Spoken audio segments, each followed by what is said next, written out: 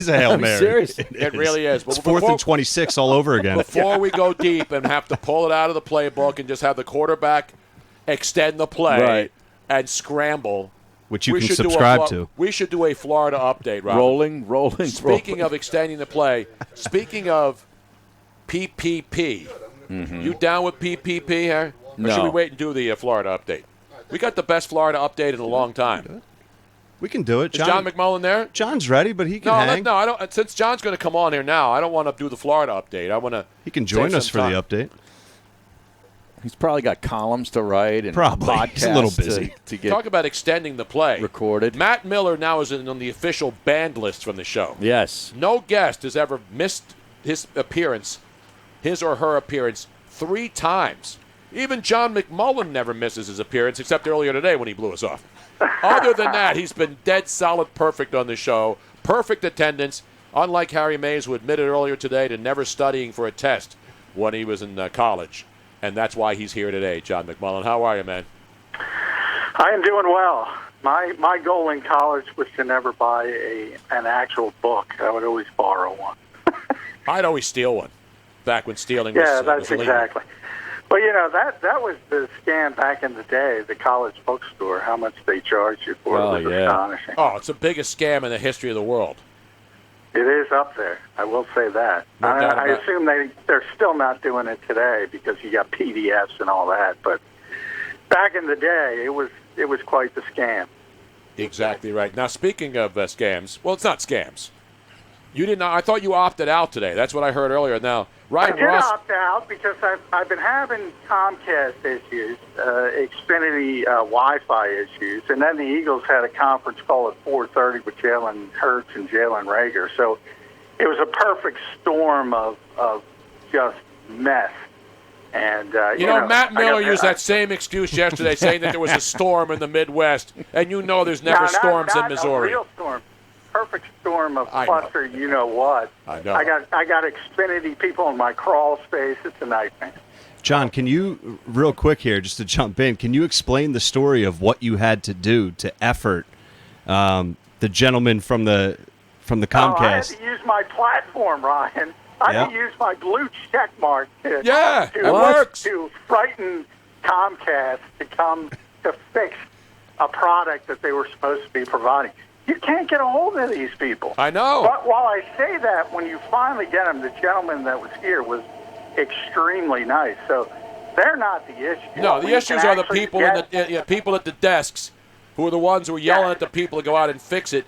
And it's not their fault either. But how about how about customer service pretending like you really like your job and care that you're waiting on customers? So people complain and they talk about privilege. I use my privilege today and my blue check mark to better my life. That's what I do all the time. If I have to do it, John, I don't get up to a cop and say, do you know who I am when I'm getting a speeding ticket for going 120 in a 35-mile-an-hour zone? I'm wrong. But when you can speak out for all the people, John. That is the everyone social. Tries to bully everyone to use their particular platform and the way they want you to use it. Yep. Well, I admit my selfishness. I'm using my platform to get some stinking people to my house to fix my issue. But you and I represent the greater good for those who don't have blue check marks, that we're speaking for the common man and woman out there who can't get on Twitter and expect Comcast to come once you rip them a new one on social media. The only good purpose of social media is ripping someone a new one, John. You can quote me. And it's astonishing because it works. It's like 2% of the people. Nobody cares, but it actually works. It's the only thing that works. I could go above board and try to. That's not going to work. The only thing that works is they see that blue stinking check mark and we better fix this. We got to get Harry a damn blue check mark. Even he can rent one for a weekend. No. Maybe he can rent one on the golf course. If he hits a ball in the woods, he can call and say, hey. Well, I know Harry's got a ton more followers than me. I don't know how they pick these stinking things. I mean, I've been published all over the country, so I assume it has to do with that. But I have no idea. No, I've been shadow banned, and what do you call the other thing? I've been throttled. The whole deal. I've been down and out and over and out, and if you know what I mean. I've been up and down and over and out. I think we've all been shadow banned at one point. I like We've the all shadow been dancing, shadow though. When I get the Bee Gees album out, I love playing Shadow Dancing. One of my favorite underrated Bee Gees songs, right, Harry? You know that one? Yeah, I do. That's not one of my favorites, though. Come on, Harry. Yeah. All right, John, everybody's opting out, but the good news is it's early because everybody thought today would be the day that we see an onslaught other than the Patriots with 6 players opting out. Tim McManus was telling us earlier, this could be just the beginning because they have a couple of weeks to determine whether they want to opt out, correct? Yeah, they're still working. That's changed, as usual with these things. They continuously change. They're still working on actually putting the amendment on the CBA. So once that is signed, sort of like an amendment to the CBA, and you can have the opt-outs, then you have a full week to do so. So if they get it done today, August 4th, originally it was going to be August 3rd.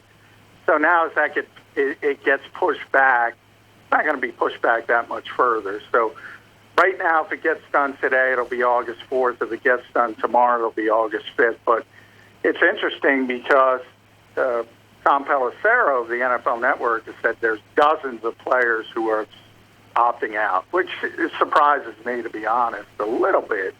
I didn't think it would be that many. So already it's a little bit more than what I was expecting, especially with the Patriots. You mentioned that stick. Something's going on with the Patriots. But I think the Miami Marlins had something to do with it, too, by the way. Yeah, we're going to blame everything on the Marlins now. Everything's going to be Miami's fault. I think it's creeping into people's minds, and there's different cases, and everybody's got an individual story.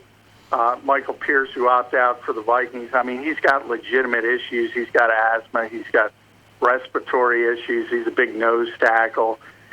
He's overweight. So he's more susceptible for COVID-19, and he got the medical opt-out, which is $350,000, whereas others, Marquise Goodwin of the Eagles, opting out today because his wife has had a number of miscarriages. Their family's been very above board with that. They've talked about it a lot. They finally got a daughter in February, and he's not comfortable. So, but it's not personal for him. It's not a personal medical condition. So that opt-out is only $150,000. We're talking with John McMullen, our insider, and the podcast is, Harry, Extending the play. Not sponsored by Extends, not yet, though, but you're working hard on that, so to speak. What up? They're working hard, see, Harry, to get Extends as the sponsor of the Extend the Play podcast. I got it. Yeah. I want to make sure everybody was still here. I mentioned that joke, I think, 3 weeks ago. I know, Johnny. But keep knocking it down. I'll go back to the same well. I'm still trying to flatten the curve. We're all trying to flatten the curve. As they move the goalposts, we're trying to flatten the curve. Exactly. But I'm still Are you still practicing social distancing, or do you have it down yet, John? I'm still practicing. Another example, I had the Xfinity guy here today. I had to get the mask on. They tell you to use 10 feet on the truck. I got to go 10 feet away from this guy and explain the situation. So that's difficult. And I did go inside the 10-foot bubble. So you might be at risk. Yeah, I might be at risk. And it is tough to remember that at all times, especially when you're cooped up, and you're not in public situations as much as you used to. You tend to default to what you usually do, and that's not good. John, you have the other stories that are circulating around today. Joe Burrow. How about Joe Burrow? When everything's going to hell, he says, hey, let me sign that $36.1 million contract. And, oh, by the way, I expect that check made out to Joe Burrow for $23.88 million within the next 15 days, please. Yeah, he's not opting out. There is a certain financial penalty if you have a lot of money, especially on a guaranteed deal this year. So that's part of it as well. I mean, there's certain guys who obviously aren't going to opt out, and you haven't heard. You're not going to hear a lot of rookies opting out for obvious reasons. They're cashing in for the first time, so that's part of it as well. But again, it's individual stories. But I always say the NFL, by and large, in a perfect year, is a risk-reward type of thing for players and why they play this sport. And there's a lot of ways you can get hurt, a lot of ways to get long-term injuries as far as head trauma, concussion.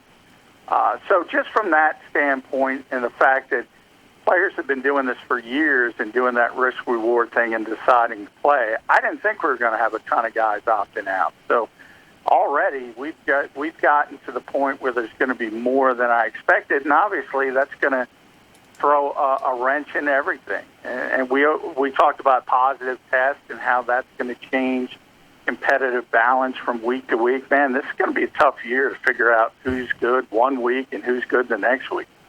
You know, some are saying, including me, somewhat sarcastically on social media, that this Patriots situation is going to be Belichick's sort of accidental way to get to the top of the draft and get Trevor Lawrence. Yeah, I don't think so for two reasons. One, I mean, it is a financial penalty to opt out. So you're getting a bunch of guys who are assuming you want to go down that conspiracy theory route, that they're agreeing to this. And, you know, hey, what are the Patriots going to do? Are they going to kick back more money down the line? People could probably buy into that conspiracy theory. But then the second is, why do you go out and sign Cam Newton if you're saying, okay, we're just going to tank this season? You would have never brought him in as well. So I think it has more to do. If you go back to Super Bowl 52, there was that controversy where Lane Johnson kind of said, we have fun, when he was talking about the Eagles, and the Patriots don't have fun. I think it would lean more towards that and the fact that it's a pain in the ass to play for Bill Belichick. And no Brady. Yeah. And Brady as well. Yeah. And they're going to work you to the bone, and some people love that. I mean, some people, all they want to do is win and have a chance every year, and that's been sort of what the Patriots have been. But there are a lot of guys who would rather just have a little fun, and I think it's got more to do with that. Well, somebody who's loving this, Tony and John, is our Philly Godfather, because he's got those futures tickets on the Buffalo Bills. Yes, indeed. Yes, indeed. Well, how many people have future bets on the Patriots this year? Well, I don't know, but he got to win the division, basically, to get anywhere in the playoffs, essentially, right? Yeah, but I mean, how do we know who's going to star Latulele? He's opted out today. We have to see, again, if the date ends up being August 4th, hopefully they get that done today, and you'll know by August 4th who's opted out. So that's the end of the window? Well, it is. Again, until they finish and make it official, the opt-out clause in the CBA, then it's a week from that date. So hopefully it'll get done today, and then if that's the case, it'll be August 4th. But if it doesn't, it keeps getting pushed back a day. Either way, it's going to be soon. And when that deadline crops up, then you can start recalibrating and say, okay, who's lost what? I mean, I brought up Michael Pierce earlier.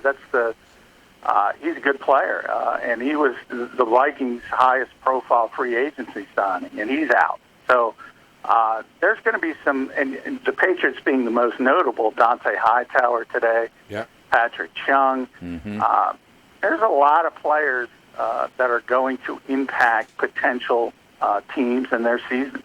Don't forget Eddie Goldman with the Bears, too, run-stuffing defensive lineman. That's a good player. Yeah. But the best player, the guy who probably had the biggest day in the National Football League was Patrick Mahomes, as he became a part owner of the Kansas City Royals baseball team. So he owns football and baseball now in Kansas City. Yeah, and he could probably go out and pitch for him, too. I mean, his dad was a heck of a pitcher for a while, so he can probably go out and give him a couple innings if they need it. Any idea what percentage of ownership? I do not have the percentage of ownership. To be honest, I can't imagine. It's got to be small. Yeah, it's got to be small. Even people talk about how athletes, and obviously Patrick Mahomes' contract, largest ever in the NFL, and people go, wow, I don't think they understand how much money it takes to get into professional sports from an ownership standpoint. Obviously, these teams are worth billions now, and you got to be in the financial heft of the Forbes 400 or something of that nature. And so it's definitely very small, but it's still pretty cool to see an athlete as young as Patrick Mahomes having the financial wherewithal to buy into a baseball team. Either way, it's pretty impressive. Remember when Michael Jordan got involved with the Charlotte Hornets, he didn't put up a lot of his own money, and now he's like a majority owner of that club, right? That's the way you do it. Yeah. Don't put up your own money. Yeah. Get Damn somebody right. else to put up. Yeah. That's a smart way to do it. So Michael did that. He hasn't been a great executive, though. Well, it doesn't matter. Certainly You're a better Michael player Jordan. than executive. Who's the better executive, LeBron or Michael Jordan? I want to know right now. Well, I would say LeBron is, to be honest. Yeah, he got the He's whole been country running. of China eating out of his hands. No doubt about that. Just from the standpoint of building teams, what he was able to do in Miami and then go back to Cleveland with the Lakers, he's essentially running those teams. He's running the league. What are you built some talking pretty about, good the teams. teams? He's running the Yeah. whole. The only thing he's not that's running is Magic City in Atlanta, and pretty soon he'll own that joint too. No, that's Lou Williams' Lou Williams. spot, That's, man. yeah, I think he's got a part ownership in that. Hey, John, we never got your take, I don't think, because it happened over the weekend of the big Jets Seahawks trade that you were hinting at about Jamal Adams, sort of running the show up there with the Jets. Well, I think the Jets did as well as they could, so I give Joe Douglas a lot of credit. But if you think about the Seahawks and where they are, you think they're going to be a pretty significant contender with Russell Wilson. Now you add a player like that to what they already had. So in theory, those picks are going to be in the 20s, and it's very unlikely you're going to get a player like Jamal Adams. So you can look at it both ways, but bottom line is the guy in 1 week he insulted the owner, the coach, and the general manager. At some point, and Stephon Diggs did it earlier this offseason as well, at some point if you create as many waves as those two particular players did, you got to get rid of them. You got to move on. And you do the best you can. And I think Joe Douglas got quite the haul back for him. Yep. We said it last Friday when you were on, and I said, we had the new owner of the New York Jets was Jamal Adams, and he turned out to be the guy who had the clout to get himself out of there. And Joe Douglas, to his credit, as you mentioned, found a willing taker and came away with a great haul. Well, at least on goes, paper. we're going to go full circle here. Jamal's got a blue check mark. He complained. He got things done. Boom. That's what you have to do. By the way, there's one more that Ryan Rothstein just sent on a DM here, and now I can't find it. One of the other opt-outs, and we're going to see this every day now because everybody thought today was the opt-out day, which it looked like to start off with, but it's coming in fast and furious. Vic Beasley was cut by the Titans, right? He was placed on the reserve did not report list. Yeah, he didn't report, so there's no official word on that. Could be an opt-out. He could be injured. Yeah, how does that work, John? If a guy placed on the did not report list? Yeah, well, if he's on the did not report list, he didn't opt out yet. And again, it's not been official. Technically, nobody has opted out officially because the NFL's got to get through the paperwork. But guys have gone public and said they're opting out. So, but you're not going to place somebody on the do not report list. That just means he didn't show up when he was supposed to. Now, he's under contract. If he decides to opt out, that'll just be a little bookkeeping trick, and that'll be fixed. But somebody like Larry Warford, that's interesting. I mean, he said he's opting out. He doesn't have a contract. He's not signed. You can't opt out if you don't have a contract. The Packers He's just not going to play. Packers wide receiver Devin Funchess has opted out. That's according to Tom Pelissero. Yeah, that's. He's not a great receiver, but big body guy. They were expecting him to help Aaron Rodgers. So. Wait, we have breaking news, John. Antonio Brown, after saying he wanted to come back in and got out, he opted out again today until the league actually adjudicates his situation, and then he'll opt back in. He retired again, unretired again, and now he's opting out. He opted out of sanity like a year ago. Jesus. By the way, last thing. Larry Warford, I used him as an example. I mean, he would have signed somewhere. Somebody would have wanted him. Somebody would have signed him in the coming days. But he did opt out. But essentially, you can't opt out if you don't have a contract. So he just decided, I'm not going to play this year, and I'm going to come back next year. And, of course, I forgot what the other story was. Well, I just saw on here because we were talking about the Marlins too. The tweet earlier today after the situation with the Eagles and Marquise Goodwin, Ocho Cinco chimes in and says, "I'm available." Yeah, Ocho Cinco also told us why he was so good for a while, taking Viagra before games. I think that was Chad. Wasn't that Chad? Hey, John, if somebody does sign Antonio Brown, they bring in from the street Ocho Cinco and Terrell Owens, where would that put that wide receiving core in the league? I bet they'd be in the top 25. I They wouldn't be. They would be a decent. Well, locally, it'd be better than Philadelphia. I mean, Terrell did you see him run against Tyreek? Yeah, I did see that. I know, but it was close. It was about It wasn't. He was under 4.5. It's pretty impressive. Wind dated, though, I think. Wind dated. I'm sure it was wind This whole show is wind dated every day. Without it, we wouldn't make it to the finish line, Harry. Adam Schefter just tweeted Devin Funchess has now just opted We just out. said that. What have you been doing? Oh, my God. I hate to do it to him. Wow. See, this is why I can't be posting headliners during the show. Jesus. He pulled a Miss Robin. It's a Robin. Hey, guys, John McMullen's on the line, too, if you didn't know. John is just John. Oh, and by the We way, have breaking news, John. Devin Funchess. by the We way, can now confirm through Adam Schefter the story we reported 2 minutes ago. Matt Miller is scheduled to appear in the final hour. Is going to become a running bit on this Yes, show. it is. Okay? Yes, it is. You got to do. Yeah, you got to do the Kimmel Matt Damon. bit Exactly. with, By the way, John, Matt you'll be Miller. happy to know that people have turned on Matt Miller on the Twitch stream today and not you. So you can feel at least a reprieve for today. I say the same thing I do every time. I don't know about it, so it doesn't exist to me. If the tree falls in the forest, nobody's there, you know. Exactly right. Exactly. Thanks, John. All right, thanks, guys. Appreciate great it.